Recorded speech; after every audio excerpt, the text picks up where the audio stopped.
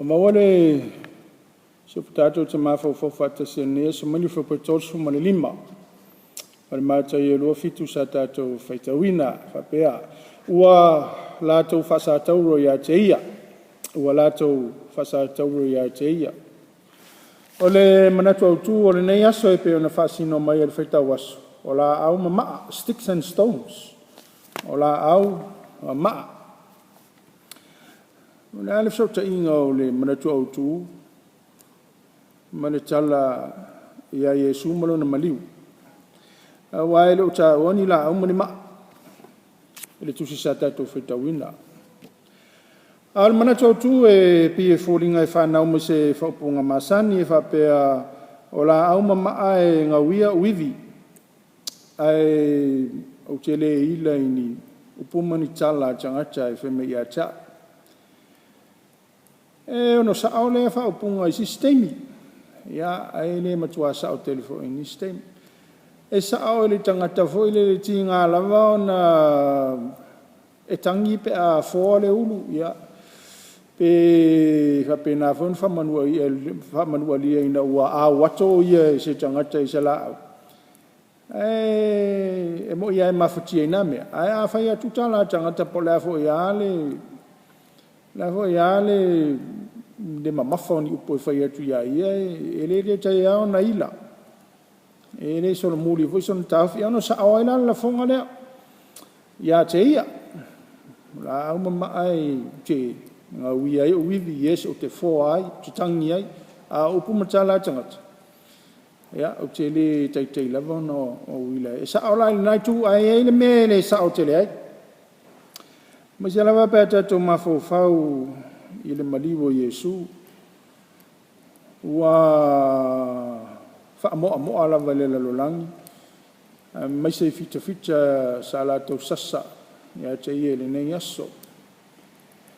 Tato mon mawina lava i tala tu spa ia mati fanga tato vavai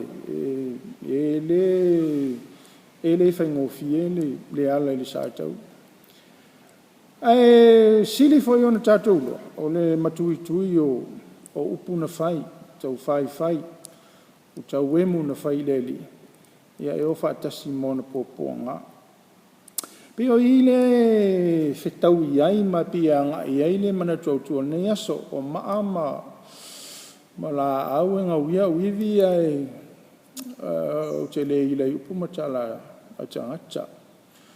Pane mele le tau mawhai lau whai tau tusi o le laulangi ina ia whaafiso o ta. E whaafiso o ta i le puapua ngā o tangata e maua i maamala au. Ma le puapua ngā o le li na maua.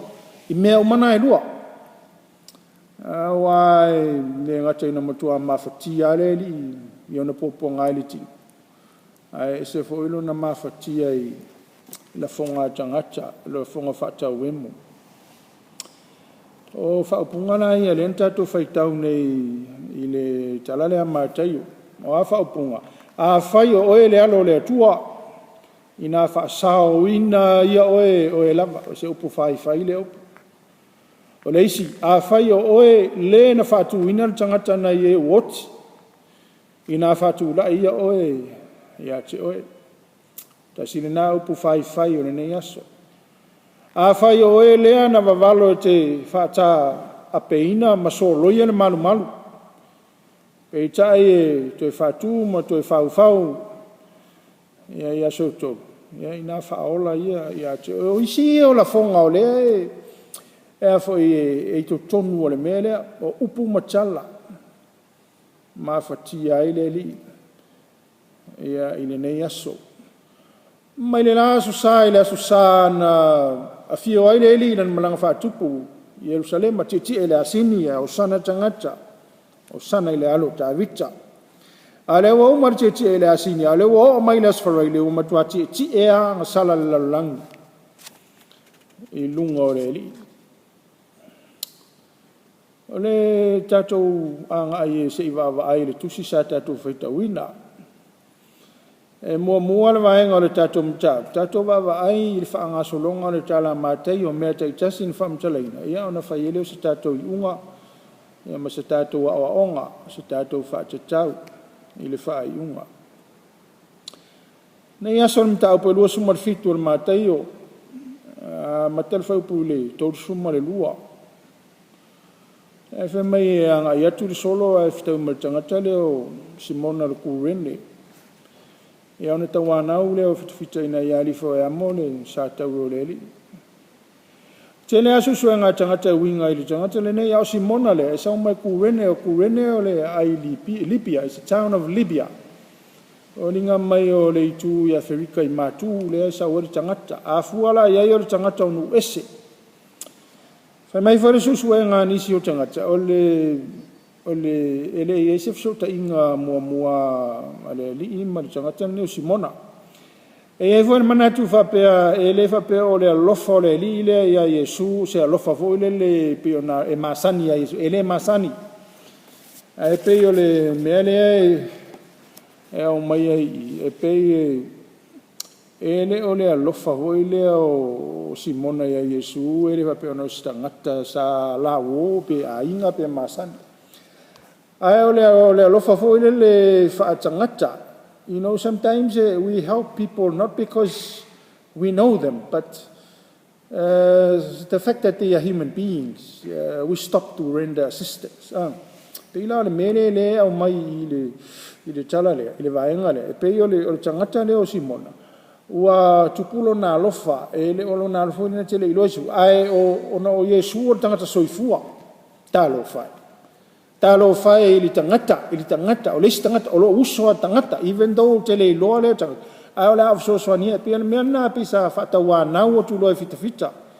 Whatawa nau o tulo e fita o vai atu o tinga ina le. Ia ona whatawa nau le ona talia ai le e tangata ne o Simona. Ona fai mai ele o le maua isi fai mai. Ona lao Simona o le tangata o nu ese. O lea foi na wa iai i totonu o le Maliu o Yesu, ia le pāte tangata o nu ese. Ia, o le na, fai upulo e whasolo leo tātou, fai taunga pe ona sa iai, fai upo e tō suma le tō. O tā uai fai mai ua o i korokota. Tā ua le upu korokota, ia o le mepe se urupo. Tā ua e evangelia o mai lua, o i evangelia e wha.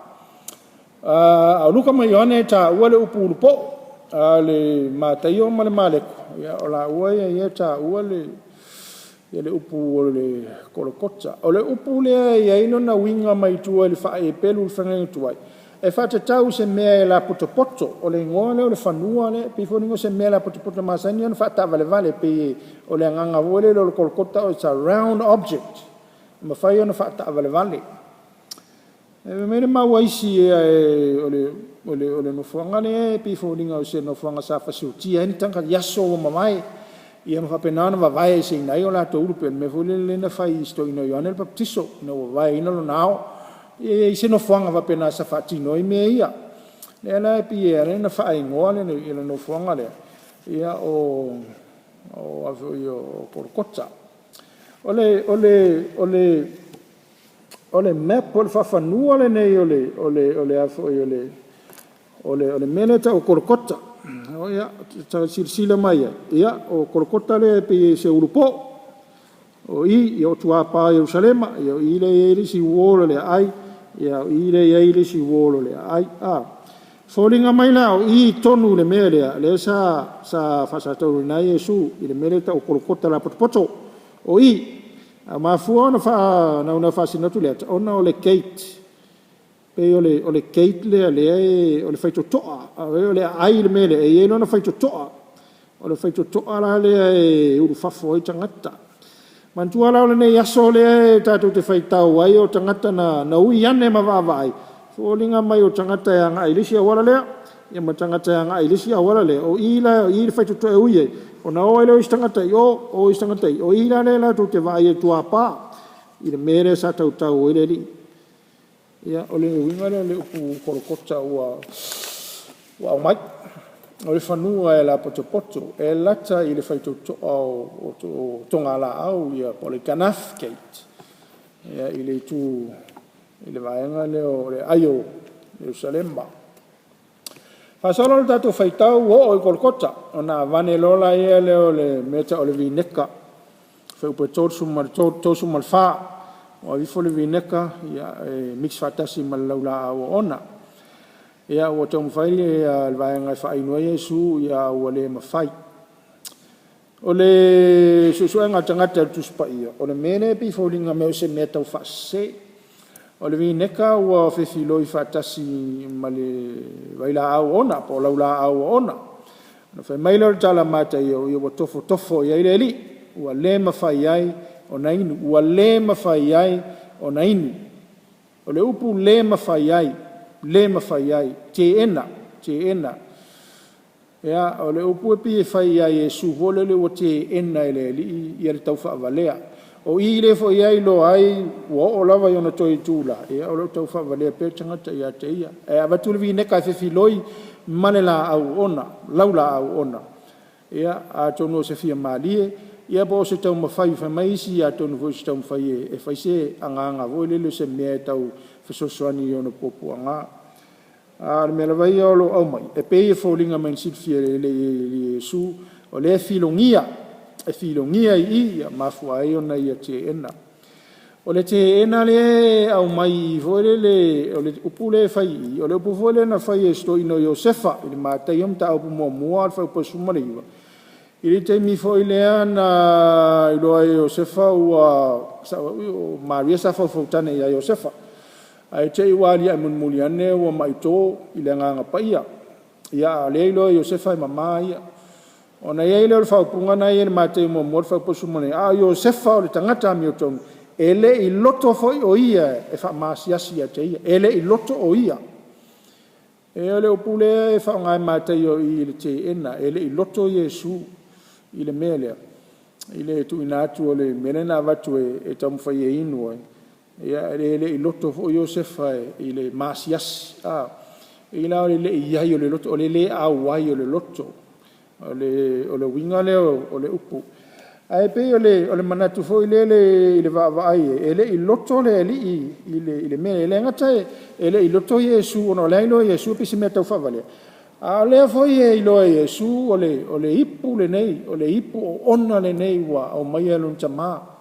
Le ipu le nei e inu iai, le ipu le nei na tofo ina ele li, le inu, le mana o Yesu, ia o lava le ipu, ia i lava lona soifua, ia i lava lona ola mama. Le e pi e le mea lea foi te ena i le li, ele i loto ia. Ia ele mana o le waifa mais, o le me pisi pain killer. Le ana whao ngā e tangata ia e watu ia aile talia Yesu. Ele mana o Yesu painkila. A whai awaru e maliu a maona tinga. Na tele i loto i se painkila. Wai nene i te iu o fake. Ia le whao le tanga na ia tau mo whai ai.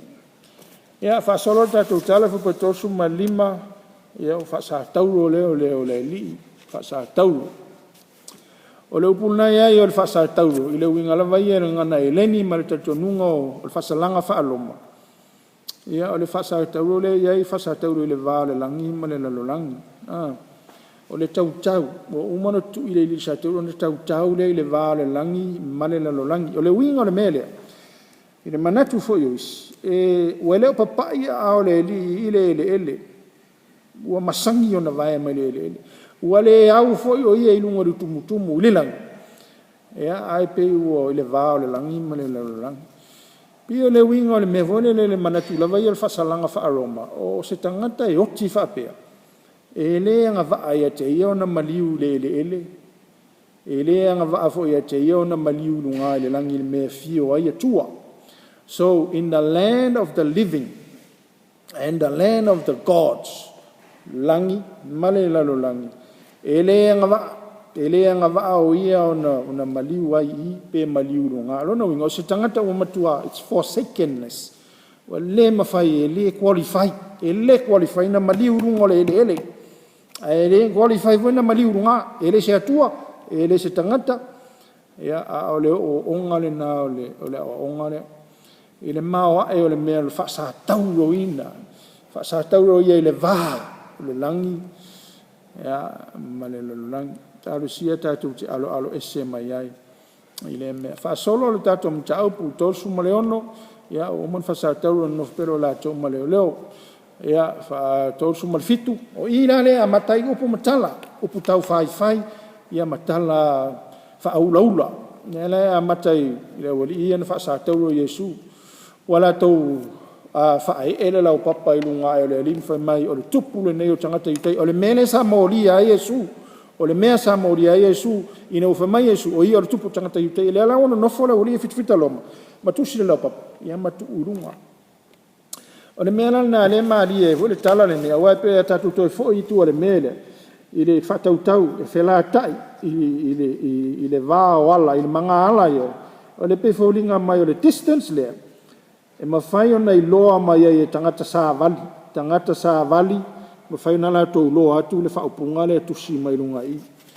e o le winga o le tala vo le whamatala o i le Mataio o le mele tupu i kolokota ia i loa tangata sa vali tangata lai o i mea o ia a e la tau loa atua ia le whaupunga o se whaupunga whaaluma ia whaasolo le tātou tala i le whaupetor sumariva wala tau whai ia me lia i o la tau ulu wala tau whai o le upule o le whai na whi ta ua le maleko e tolu whaupetor sumariva le ta ua o le whai le nganga pa ia e le whamangaloina ia o le upule na whai maleko o le upufole na le whai i e Mataio whamai wala tau whai lona winga o le upua le tasu whai le nganga pa ia o le whai se mea pa ia o le whai se mea pa ia sa mo le upule le blasphemy o le upuna le fui whai o i tangata whai le nganga le fu whai i o le upufole le pie whaaula e whaaula i se mea pa ia e na mana pumadia na iai mana ia fo le whanangolongo o le upule ua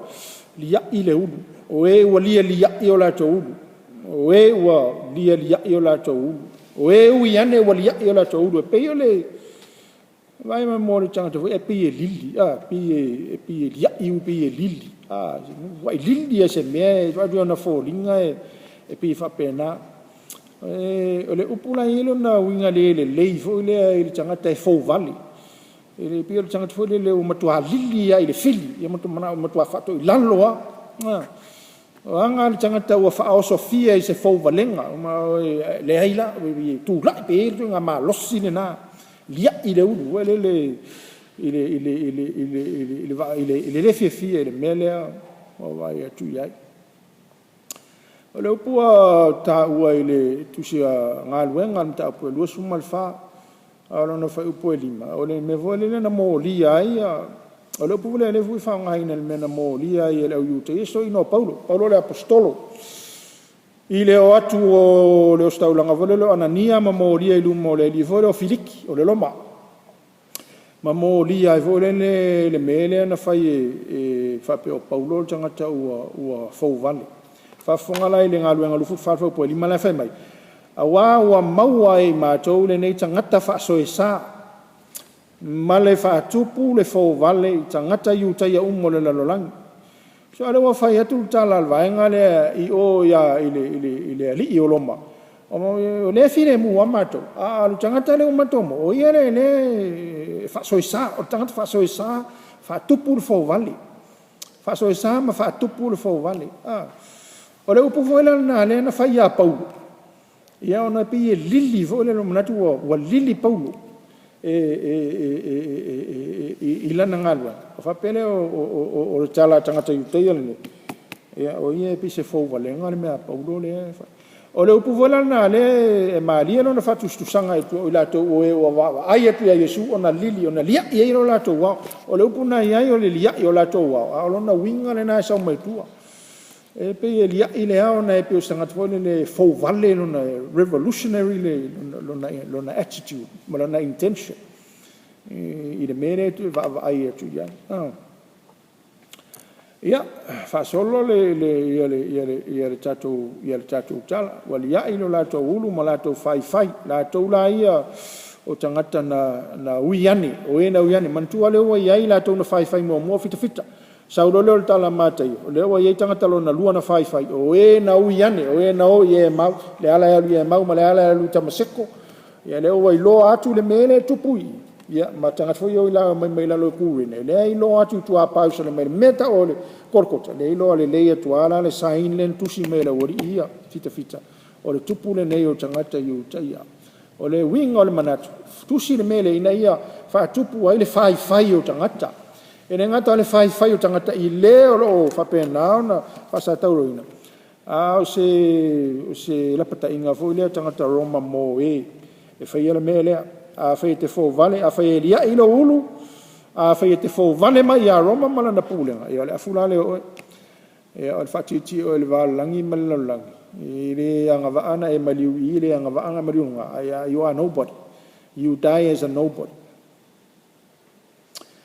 ia fai upo e fasu malfa ia o tauemu voi tangata na fasatau i le to fai le tala le mele pong tavo i to ruan fasatau vatas so mana tuala le na mata mai o upu matala vaenga le fita ia e matautia sa waila ia le i upu matala e na uiane tangata vina sa vali le na la to upu matala e matautia fo ia le foi la o mai le vaenga le foi po fast food male tasi na o staulanga sili matus upu o iswela ia tangata na fai wala to upu matala sa wala le foi po fast food male fa o wala tangata fa o me i fasa to va tsi mai Yesu ia na mato ai longa lava ia la upu ia ma la chala ia wala ta wemu le wala sa ulisi vaenga ro la to tele la to upu mala to chala ia vaenga le ta o e na tutu e se fita e se o sitaulang e se na uiane e se pangota ia le funa sa o e na tutu wani e ve mai me muli na wa a ina Maliu leli na wala au lo le eri lama sapatan ia ona fa mai lo tala Mataio ia ona tau e muaile o e na tutu wani lona winga e lima i tangata na lato fai upu mamafa upu fai upu fatau emu o ti ngama popo nganeli ia fo ia e mamafa ia maso ona lafo a lato utala ia na fai i leli ia o le tatu wa aile na ile awa o tili ele tau fai o tangata o maa ia mala au ia na lato sasa i leli e mo ina sasa tangata loma fita leli sasa i uatongi sasa i fusipa sasa i mea whaongai no mea tau whapitoa mo tangata whaonga whauta fo i le maa male la au na sasa i tangata sasa i fita ia lato upu sasa i tangata o e na uiane sasa ne pangota na lato talanoa sasa o saulanga sili ala tu ma la tu la au sasa ina le va mai wo ala tola na manava au la tu o e na tutu ta wemu pe sasa mala au mala tu fai la vala o eli la masapata ne fa mai se pe ya la vala au ya elia ia le fe au le na o tato ma fau ne yaso i le aso whapitoa i le Maliu o le tātou ali o Yesu. O le upulea, o le sātauro.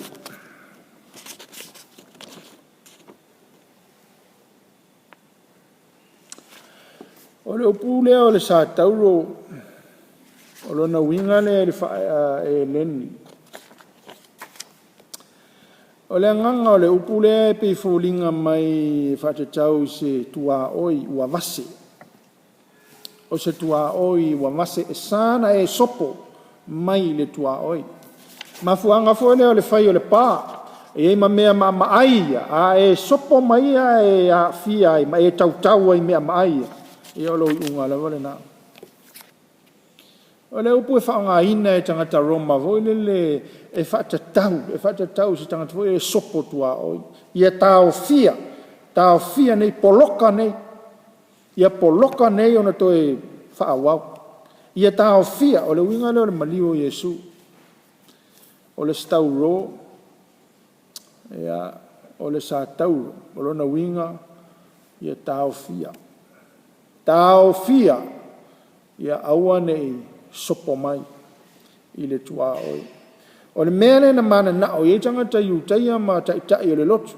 Ia tau fia i le aso o na sopo mai le pule. Ma le aia le li o Yesu ua so sopo mai I lo lato loto I fale. O le winga fuela le Maliu Yesu le na rolangi. O le tau mawhai o le tangata. Ta ofilo ina. Yesu. Awana I to sopo mai. Mere le na whai e loma. Whatau tau le maa le langi ma le la. Whatau tau le sa tau. Awana I sopo mai. Awana I sopo mai. I le pule a Roma. Lea o pule. O le winga le o le whasa tauro. O le whasa tauro. O le whasa langa a Roma. A whasa tauro loe, wata ofi oe, this is it. Wata ofi oe, ta ofi na e te leto sao mai. Awane e to sao, e te leto e foi mai. O le upusa tauro,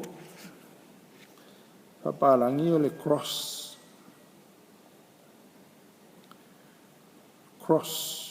Kolossi. Cross the road. Sopo le awala. O le winga leo le ne nyaso. Ua maliu leli. Do not cross is the message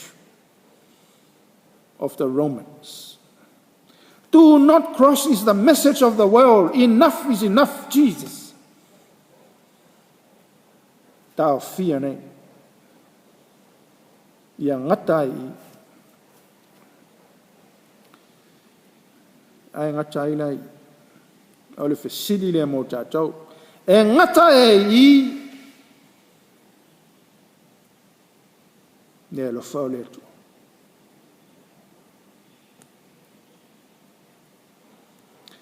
se mai a so tolu tātou wa I le iai